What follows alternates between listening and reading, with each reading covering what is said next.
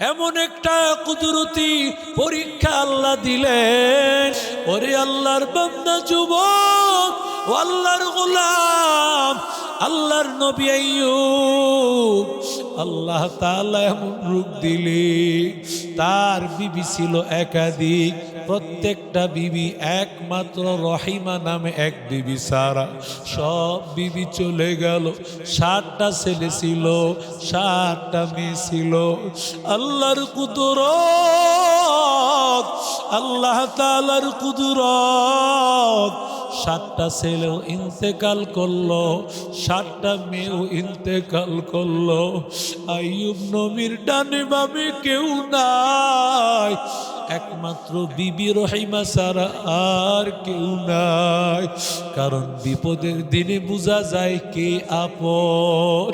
ওরে আল্লাহর বান্দা যুবক, ও আল্লাহর বান্দা যুবক, যেই মেয়ের পিছনে ঘুরতেছ, স্বার্থের পিছনে আঘাত করলে দেখবা ওই মেয়ে তোমাকে ফালায় চলে গিয়েছে।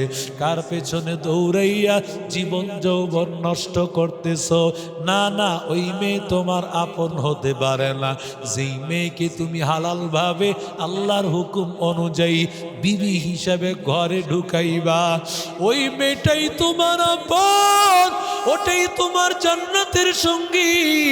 ও আল্লাহর বান্দা, ওরে আল্লাহর বান্দা যুবক, ও আল্লাহর গোলাম, আইয়ুব আলাইহিস সালাতু ওয়াস সালাম আল্লাহর গোলামি করতেছে, বিবি রহিমা তার সেবা করতেছে। 18 বছর পর্যন্ত একইভাবে আইয়ুব আলাইহিস সালাম অসুস্থ হয়ে পড়ে আছে। কিন্তু একটা বড় আইয়ুব নবী আল্লাহর কাছে বলে না, আল্লাহ, আয় আল্লাহ, আমাকে সুস্থ করে দাও। আইয়ুব আলাইহিস সালাতু ওয়াস সালামের স্ত্রী 18 বছর পরে ডাক দিয়া বলে, ও স্বামী আমার, আপনি একটা বারের জন্য আল্লাহরে কেন বলেন না, আল্লাহ আমারে সুস্থ করে দেন? আপনি একজন পয়গম্বর, আপনি যদি আল্লাহর কাছে বলেন আল্লাহ তো সাথে সাথে আপনারে সুস্থ করে দিবে। ও আল্লাহর বান্দা যুবক, আইয়ুব নবী তার স্ত্রীরে কি জবাব দেন? আইয়ুব নবী ডাক দিয়া বলেন, ও বিবি আমার, আমাকে বলো আল্লাহ তাআলা আমারে কতদিন পর্যন্ত সুস্থ রেখেছেন? বলে, আপনাকে আল্লাহ 36-37 বছর সুস্থ রেখেছেন। কয় অসুস্থ রেখেছেন কয় বছর? মাত্র 18 বছর। ওরে আল্লাহর বান্দা যুবক, আইয়ুব নবী ডাক দিয়া কন, মাত্র 18 বছর। আল্লাহ তাআলা এর চাইতে তো আরো বেশি লম্বা সময় পর্যন্ত আমারে আল্লাহ সুস্থ রেখেছে। মাত্র কয়েকটা বছর, অথচ 18 বছর হয়ে গেছে। আইয়ুব নবী বলে, মাত্র 18 বছর। ওরে আল্লাহর বান্দা, আমি 1 মাস অসুস্থ থাকলেই তো বলি সবাই আমারে মাফ করে দেয়, ঘরে সবাই দোয়া দুরূদ শুরু করবে, আমি বুঝি আর বাঁচবো না। ওরে আল্লাহর বান্দা, আইয়ুব আলাইহিস সালাম আল্লাহকে ডাকতে ভুলে না। আইয়ুব আলাইহিস সালাতু ওয়াস সালাম আল্লাহকে ডাকে, শয়তান আসিয়া কয়, আইয়ুব, আল্লাহ তোমার প্রতি নারাজ, এই জন্য আল্লাহ তোমার এই অসুস্থতায় ফেলে রাখছে। আইয়ুব বলে, না না, আল্লাহ যদি নারাজ হইতো আল্লাহ আমাকে অসুস্থ অবস্থায় রাখিয়া আল্লাহকে ডাকতে দিত না। আল্লাহ তাআলা অসুস্থ থাকার পর আমি আল্লাহর গোলামি করি, আমি আমার মালিককে ডাকতে থাকি, এটাই তো আলামত আল্লাহ তাআলা আমাকে বড় ভালোবাসে। যদি আল্লাহ আমারে ভালো না বাসতো তাহলে আল্লাহ আমাকে ডাকতো না। ওরে আল্লাহর বান্দা যুবক, তুমি ফজরে মসজিদে আসতে পারো না, ঘুমাইয়া থাকো। ওরে আল্লাহর বান্দা, তুমি জানো এর প্রমাণ কি? আসল কথা হলো, মা বাবা কখন সন্তানরে কয় তুই আমার সামনে থেকে দূরে সরে যা, তোর চেহারাটাও আমার দেখতে মনে চায় না। ওই সময় বলে যখন সন্তানের প্রতি মারাত্মকভাবে নারাজ হয়।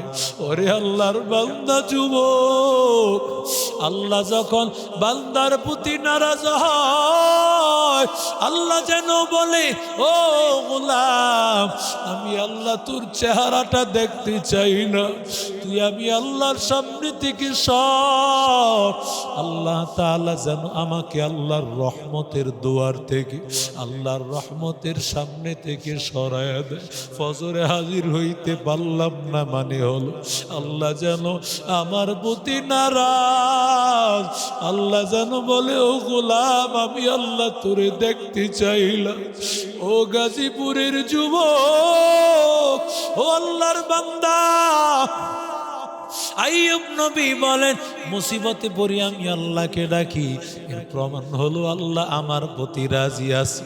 রে আল্লাহর বান্দা, আজকে এই ময়দানে এতক্ষণ বসতে পারি নাই, যদি আল্লাহ আমারে মহব্বত না করতেন, আল্লাহ আমারে ভালো না বাসতেন, যদি আগামীকাল থেকে ফজর পড়তে পারি, বুঝবো আল্লাহ আমার আমল কবুল করে ফেলেছে। সন্তান অসুস্থ হয়ে থাকে, পরীক্ষা করেন আল্লাহ। কখনো আল্লাহ ব্যবসা বাণিজ্যের মধ্যে আল্লাহ কোনো ঘাটতি দেখায় পরীক্ষা করেন। আল্লাহ বলেন ও গোলাম, আমি আল্লাহ বারবার তোমারে কেন পরীক্ষা করি জানো? আমি আল্লাহ তাআলা এই পরীক্ষার বিনিময় একমাত্র তোমাকে দিতে চাই জান্নাত।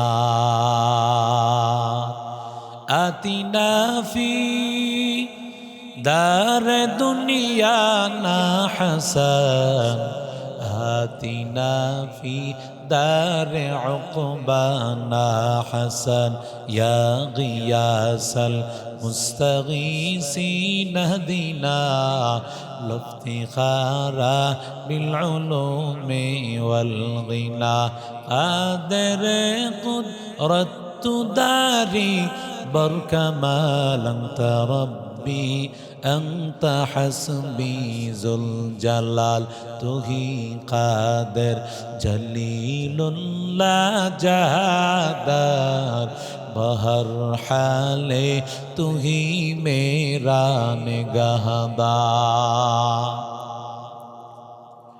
ও গাজীপুরের মুসলমান, ধৈর্য এমন একটা গুণের নাম, ধৈর্যের বিনিময় আল্লাহ এত বড় পুরস্কার আল্লাহ দেন। রাহমাতুল লিল আলামিন বলেন, হাসরের ময়দানে একদল ঘোষণাকারী ফেরেশতা ডাক দিয়া বলবে, সবরকারীরা কই? কোথায় আছো সবরকারীরা, আসো। তখন আল্লাহ তাআলার অন্য কিছু বান্দারা বলবে, এখনো হিসাব নিকাশ শুরু হয় নাই, এখনই কেন সবরকারীদেরকে জান্নাতে ডাকা হচ্ছে? ব্যাপারটা তো বুঝলাম না। আল্লাহ তাআলা তখন ডাক দিয়া বলে, ও গোলাম, যারা ধৈর্য ধারণ করবে আমি আল্লাহ এদের প্রতি এতটা রাজি, এতটা রাজি, এই ধৈর্য ধারণের বিনিময় একমাত্র হলো জান্নাত। हकीकत से तो दुनिया बेखबर है, दुनिया की नुमाइश पर नजर है, नमी गोया कि अज दुनिया जुदा बाश, बहर करे के बाशी बा खुदा बाश, जिससे दुनिया अज़ु खुदा का फल बुदा नहीं कमाशुक नुकरा हो फर जिंदजान। मुसलमाনের সব বিপদের মধ্যে সওয়াব। ও যুবক, আল্লাহর নবী রাহমাতুল লিল আলামিন হযরত আয়েশা সিদ্দিকা পয়গম্বরের একই ঘরের মধ্যে এই সময় হঠাৎ কুপি নিভে গেছে। এখনকার মতো বাতির ব্যবস্থা ছিল না, কুপির ব্যবস্থা ছিল রে ভাই। কুপি নিভে যাওয়ার পর মায়ার নবী বলেন, ইন্না লিল্লাহি ওয়া ইন্না ইলাইহি রাজিউন। এটা তো বিপদের সময়, মুসিবতের সময় পড়তে হয়। আয়েশা বলেন, পয়গম্বর বিপদ আর মুসিবতে মানুষ এই ইন্না লিল্লাহ পড়ে। নবী আমার ডাক দিয়া বলেন, আয়েশা বাতি নিভে গেল, কারেন্ট চলে যাওয়াটাও একটা মুসিবত। আল্লাহু আকবার বলে। মুমিনের সব মুসিবত একটা রহমত। যখন আল্লাহর গোলাম মুসিবতে থাকিয়া পরে ইন্না লিল্লাহি ওয়া ইন্না ইলাইহি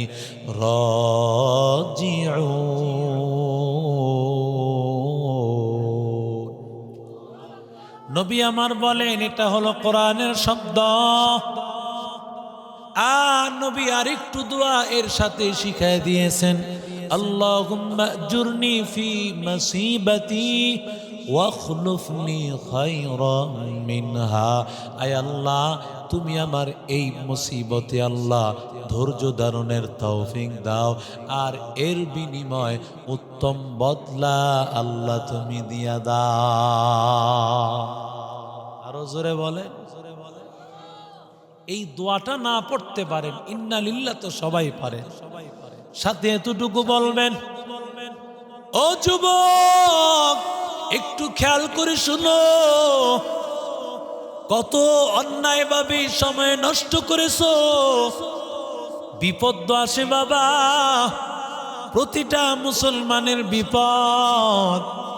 মুসলমানের বিপদ আল্লাহ অহেতুক দেয় না, বিপদটাও আল্লাহ দয়া করে দেন। আল্লাহু আকবার বলে। বলে হুজুর এটা আবার কিভাবে দয়া হয়, আবার কিভাবে? এটা তো বিপদ।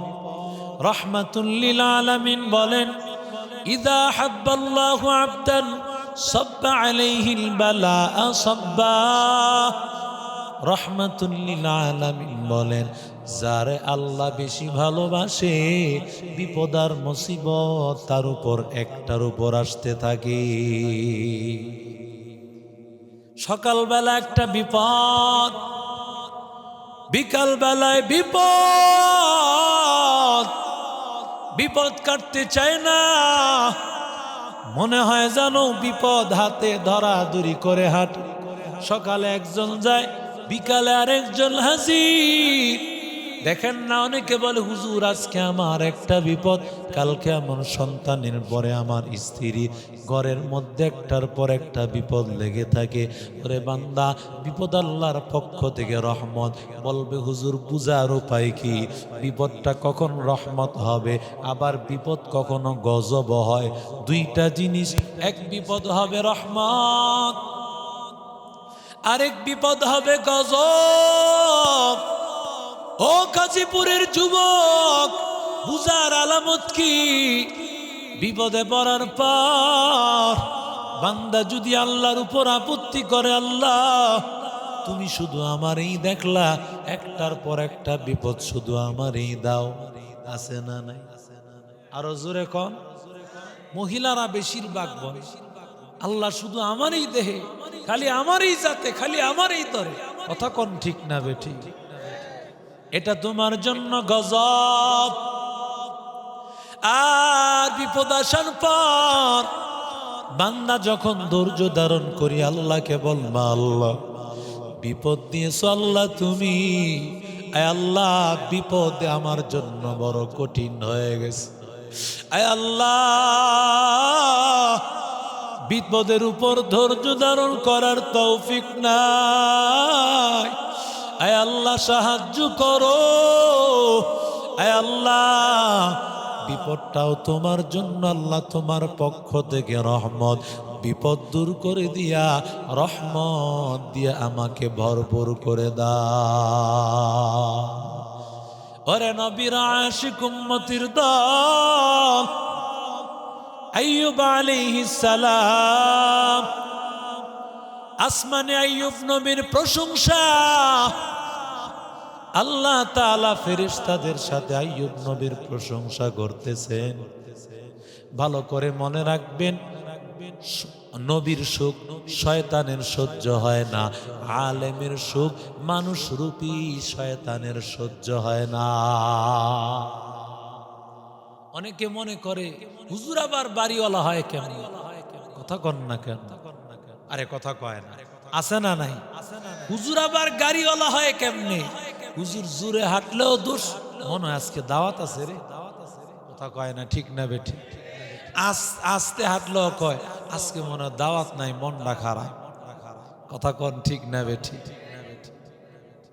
অনেকে বলে হুজুররা বেশি খায়। আরে একটা সময় তো এমন ছিল যে বেশি খাইতে পারতেন। আমাদের হালত তেমন হয়েছে, 10 পদ 15 পদ হাজির, যতই ঠেলে খাবারের সুযোগ নাই। কারণ সীমিত পরিমাণে খাবার, কিন্তু খাবারের আইটেম হাজির। হুজুররা বাদ পায় না, না বরং হুজুররা খায় না। কথা কোন ঠিক না বেটি? অনেকে মাদ্রাসায় পড়াইতে চায় না, ছেলেটা না খেয়ে মারা যাবে, ছেলেটা বাদ পাবে না। আরে ছেলে বাদ পাবে না এমন না, ছেলে বাদ খাবে না। কথা কোন ঠিক না বেটি? আল্লাহ এত সম্মান একজন হক্কানি আলেমকে, একজন হাফেজকে দিয়েছে। পৃথিবীর এমপি মন্ত্রীরাও সেই সম্মানের আসনে কোনোদিন বসতে পারবে না। কথা বলেন ঠিক না বেটি? ওরে আল্লাহর বান্দা যুবক, আইয়ুব আলাইহিস সালাম, আইয়ুব আলাইহিস সালাতু ওয়াস সালামের প্রশংসা। কারণ আইয়ুব নবী আল্লাহ তাআলার কাছে বড় একজন দামি নবী। আল্লাহ আইয়ুব নবীকে একদিকে দিয়েছিল দুনিয়া, অন্য দিকে আইয়ুব নবী তো আল্লাহর একজন নবী, আখিরাত আল্লাহ আইয়ুব নবীকে দিয়েছে। আইয়ুব নবীর প্রশংসা হয়, আসমানের প্রশংসা শয়তানের সহ্য হয় না। শয়তান বলে আল্লাহ আইয়ুব নবীর আল্লাহ তুমি অনেক ধন সম্পদ দিয়েছো, এই জন্য আইয়ুব তোমার প্রশংসা করে। আইয়ুবের বাড়ি গাড়ি আছে। আইয়ুব আলাইহিস সালাম এত বড় ধনী, গোলা ভর্তি ধান, মাঠের পর মাঠ, গরু ছাগল, উট মহিষ দুম্বার অভাব নাই। এত বড় ধনী একজন নবী ছিলেন। যেমন সুলাইমান নবীও অনেক বড় একজন ধনী ছিলেন। কথা বলেন ঠিক না বেটি? ওরে আল্লাহর বান্দা আইয়ুব আলাইহিস সালাম ধনী একজন নবী। শয়তান বলে আল্লাহ তারে ধন সম্পদ দিয়েছো, এই জন্য আল্লাহ তোমারে ডাকে, যদি ধন সম্পদ কারিয়া নাও আয় আল্লাহ তোমারে আইয়ুব ডাকবে না। তাই নাকি? বলে হ্যাঁ। আল্লাহ এমন কুদরতি এক গজব, এক আল্লাহর পরীক্ষা। সাথে সাথে সব পশু পাখিগুলো, তার মাঠকি মাঠ যত গরু ছাগল ছিল, মাঠকি মাঠ যত ধান ছিল, মাঠকি মাঠ যত গম ছিল, সব ফসলাদি পশু পাখিগুলো মারা গেল। আইয়ুব আলাইহিস সালাম এত সম্পদ শেষ হওয়ার পরও আল্লাহরে ভুলে যাবেনি। কথা কন না কেন? আমরা তো একটু বিপদ হইলেই, কোন রকম একটু বিপদ হইলে আল্লাহরে ভুলে যায়। আল্লাহরে ডাকতে কি করব? কারণ আল্লাহ আমার ডাক শোনে না এমন লোক আছে না নাই? জোরে বলেন। গাজীপুরে নাই, নারায়ণগঞ্জের কথা বলতেছি। ব্যবসায়ী মাইর খেয়ে গেছে, ব্যবসায়ী মাইর খেয়ে গেছে, কোনো একটা বিপদ, এখন নামাজও ছাড়ছে, সব ছাড়ছে। কথা কন ঠিক না বেঠি? কিন্তু আইয়ুব আলাইহিস সালাম আল্লাহর পয়গম্বর, আইয়ুব নবী আল্লাহরে ভুলে না। যতই আল্লাহ সম্পদ কারিয়ে নিয়েছেন, আইয়ুব নবী ইবাদত আরো বাড়ায় দিয়েছে।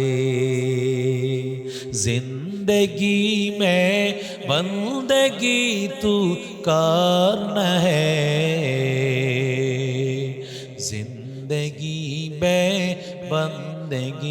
शर्मिंदा है जिंदगी बे बंदगी शर्मिंदा है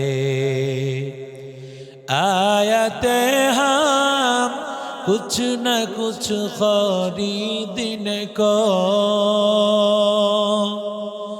जैसे हरो शन मेरे कल्बो रूहो आयते हम कुछ न कुछ खरीदने को जैसे हरो शन मेरे कल्बो रूहो वरना कोई चारा तू जहा मैंने है वरना कोई चारा तू जहा मैंने है जिंदगी में बंदगी तू करना है जिंदगी में बंदगी शर्मिंदा है जिंदगी में बंदगी शर्मिंदा है कष्ट लगतेছে आरो जोरे बोलें दुनिया में हो दुनिया का तलबगार न हो बाजार से गुजर हो खरीदार न हो दुनिया में हो दुनिया का तलबगार न हो बाजार से गुजर हो खरीदार न हो ये दुनिया एक मिसले का कुज़फूल है ये दुनिया एक मिसले का कुज़फूल है जिंदगी में बंदगी तू करना है जिंदगी में बंदगी शर्मिंदा है जिंदगी में बंदगी शर्मिंदा है जिंदगी में बंदगी कौन बंदगी बंदगी में जिंदगी शर्मिंदगी जिंदगी में बंदगी कौन बंदगी बंदगी में जिंदगी शर्मिंदगी जोरे बोलें अल्लाहु अकबर और अल्लाहर बंदा जुबक अय्यूब अलैहिस सलाम আল্লাহর ইবাদত করতে শুরু করলেন যতই আল্লাহ তাআলা বিপদ দেন আইয়ুব নবী আমার আল্লাহকে ভুলে না আল্লাহ তাআলাকে ভুলে না ওদিক দিয়া শয়তানের মাথা গরম শয়তান ডাক দিয়া বলে আল্লাহ আইয়ুব নবী আল্লাহ তোমারে বেশি ডাকে কারণ আইয়ুব নবীর শরীরটা সুস্থ শরীরটা ভালো আছে শারীরিকভাবে সুস্থ থাকা এইটা একটা নিয়ামত এই জন্য তোমারে ডাকে তাই নাকি আল্লাহ তাআলা এমন একটা কুদরতি পরীক্ষা আল্লাহ দিলেন যদি অনেকে বলে এমন রোগ হয়েছে সারা শরীরে পোকা হয়ে গেছে কিন্তু নবীর শানে কথা বলা বেয়াদবি মুফাসসিরিনে কারাম লেখেন এই কথা বলাটা বেয়াদবি হবে তবে কঠিন একটা রোগ আইয়ুব নবীর হয়েছে এতে কোনো সন্দেহ নাই ওরে আল্লাহর বান্দা যুবক আইয়ুব আলাইহিস সালাম এত বড় কঠিন রোগ কারণ আল্লাহর নবী বলেন আসাদুল বালাইয়াল আম্বিয়া সুম্মাল আমসাল সবচেয়ে বেশি পরীক্ষা আল্লাহ নবীদেরকে করেন এরপরে যারা যত নবীর কাছে তাদের পরীক্ষা তত বেশি হতে থাকে ওরে আল্লাহর বান্দা যুবক ও আল্লাহর গোলাম আল্লাহর নবী আইয়ুব আল্লাহ তাআলা এমন রূপ দিলে তার বিবি ছিল একাধিক, প্রত্যেকটা বিবি একমাত্র রহিমা নামে এক বিবি ছাড়া সব বিবি চলে গেল। 7টা ছেলে ছিল, 7টা মেয়ে ছিল। আল্লাহর কুদরত, আল্লাহ তাআলার কুদরত, 7টা ছেলেও ইন্তেকাল করলো, 7টা মেয়েও ইন্তেকাল করলো। আইয়ুব নবীর ডানে বামে কেউ নাই, একমাত্র বিবি রহিমা ছাড়া আর কেউ নাই। কারণ বিপদের দিনে বোঝা যায় কে আপন। ওরে আল্লাহর বান্দা যুবক, ও আল্লাহর বান্দা যুবক, যেই মেয়ের পিছনে ঘুরতেছ, স্বার্থের পিছনে আঘাত করলে দেখবা ওই মেয়ে তোমাকে ফালায় চলে গিয়েছে। কার পেছনে দৌড়াইয়া জীবন যৌবন নষ্ট করতেছ, না না, ওই মেয়ে তোমার আপন হতে পারে না। যেই মেয়েকে তুমি হালাল ভাবে আল্লাহর হুকুম অনুযায়ী বিবি হিসাবে ঘরে ঢুকাইবা, ওই মেয়েটাই তোমার আপন, ওটাই তোমার জান্নাতের সঙ্গী।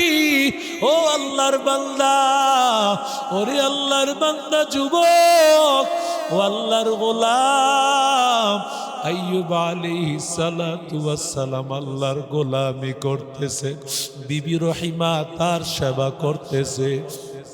18 বছর পর্যন্ত একইভাবে আইয়ুব আলাইহিস সালাম অসুস্থ হয়ে পড়ে আছে। কিন্তু একটা বড় আইয়ুব নবী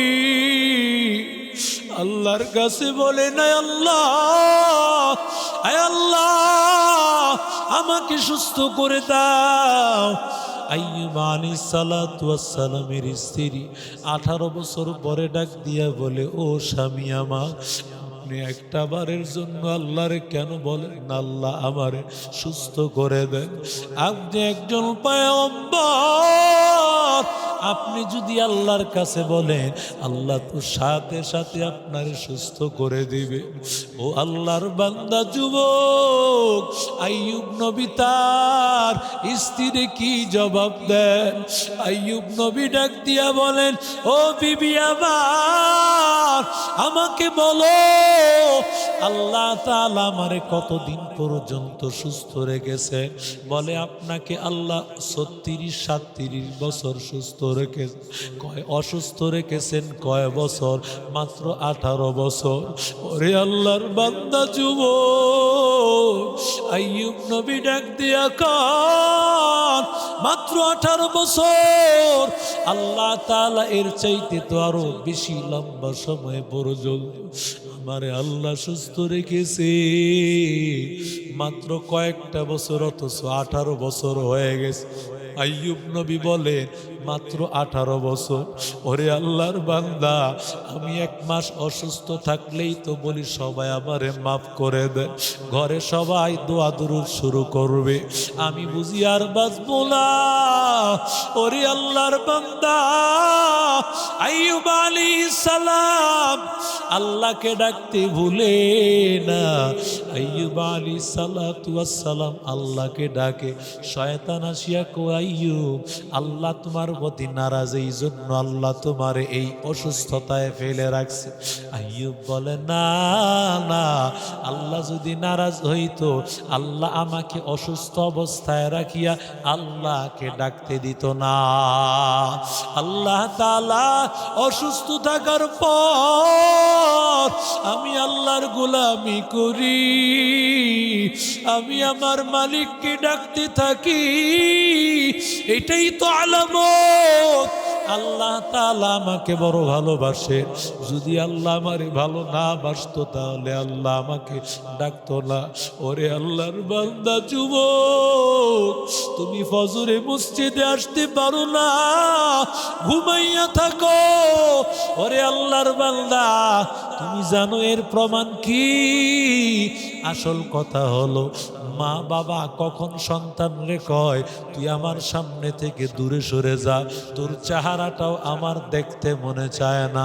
ওই সময় বলে যখন সন্তানের প্রতি মারাত্মকভাবে নারাজ হয়, ওরে আল্লাহর বান্দা যুবক, আল্লাহ যখন বান্দার প্রতি নারাজ হয়, আল্লাহ যেন বলে ও গোলাম, আমি আল্লাহ তোর চেহারাটা দেখতে চাই না, তুই আমি আল্লাহর সামনে থেকে সর।